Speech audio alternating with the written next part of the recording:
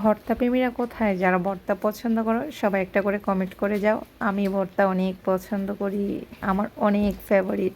সবাই একটা করে কমেন্ট করে যাও। কিছুদিন ধরে আমার কিছুই ভালো লাগছে না খেতে, কোনো কিছুই আমি মুখে স্বাদ পাচ্ছি না, আমার কিছু খাইতে মনও চাচ্ছে না। তো আমি প্রায় ভাত খাই না, কোনো কিছুই খেতে পারি না, আমি কেন জানি না এরকম হচ্ছে। তো তোমাদের ভাইয়া দেখতেছে যে আমি ঠিকমতো খাওয়া দাওয়া করি না, আমার শরীরের যত্ন নেই না। তো উনি ভাবলো আমি কিন্তু ভর্তা খুব পছন্দ করি, কিন্তু ভর্তা আমি বানাতে পারি না। আমাকে না বলে হঠাৎ করে সকালবেলা বাজারে গিয়ে 2-3 রকমের শুটকি নিয়ে আসছে।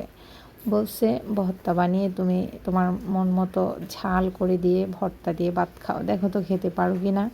আমি বললাম আমি তো ভর্তা বানাইতেই পারি না, কিন্তু আমি শুটকিগুলো দেখে অনেক খুশি হয়েছি। কারণ আমি প্রায় সময় বলি যে বাজার থেকে একটু একটু শুটকি এনে দিও, আমি একটু ভর্তা বানিয়ে খাবো, ট্রাই করব। আমি গ্রামে গেলে আমার আপু ভর্তা করে খাওয়ায়, তবে আমি ভর্তা টর্তা বানাই না, পারি না। শহরে আমার আশেপাশে অনেক ভাবি কাকি ছিল, ওনারা আমাকে ভর্তা বানিয়ে খাওয়াতো। তো যাই হোক, আমি নিজের হাতে ভর্তা বানিয়ে খেতে পারি না, তবে ইউটিউব দেখে দেখে ভর্তা বানানো শিখতেছি। পারবো ইনশাল্লাহ একদিন সব কিছুই। তো এই তো সাথে একটু তেঁতুল নিয়ে আসছে, বলছে দেখো তোমার মুখে ভালো লাগে কি না, কী খাইলে আমার মুখে স্বাদ লাগবে, আমার কাছে ভালো লাগবে। ও অনেক চেষ্টা করতেছে কিছুদিন ধরে।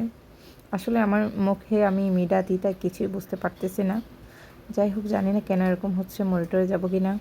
লইট্টা শুটকি আনছে, আরও 2 পদের শুটকি আনছে, তোমরা দেখতেই পারছিলা, দেখাইছি।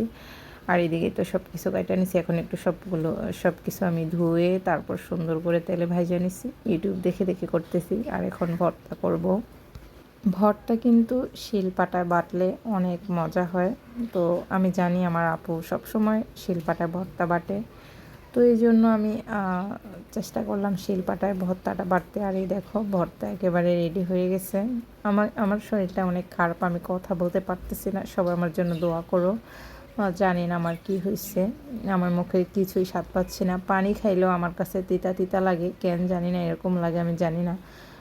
যাই হোক, তো ভর্তাটা রেডি হয়ে গেছে। আর ওইদিকে আমি ভাত বসাই দিছি, ভাত এখনো হয় নাই, হইলে আমি পাটায় কয়টা ভাত বাইটা খাইতাম, হয় না, এই জন্য বসে আছি। আর এই তো ভাত হয়েছে, আর আমি এখন গরম ভাতগুলার পানি দিয়া একটু ভিজাই নিছি, যে এভাবে মন চাইতেছে আমার কাছে খাইতে, তো এভাবে এখন আমি খাবো। আসলে আমি বুঝতেছি না কিভাবে কি খাইলে আমার মুখে আমি স্বাদ পাবো। যেটাই খাই, খাওয়ার পর আমার স্বাদের কথা মনেই থাকে না, যে কীরকম স্বাদ ফিল করলাম খাওয়ার পরে, আমার মনেই থাকে না, স্বাদটা আমি পাই না। যাই হোক, ভিডিওটা যদি ভালো লাগে সবাই লাইক কমেন্ট আর শেয়ার করবা, আমার জন্য সবাই দোয়া করবা।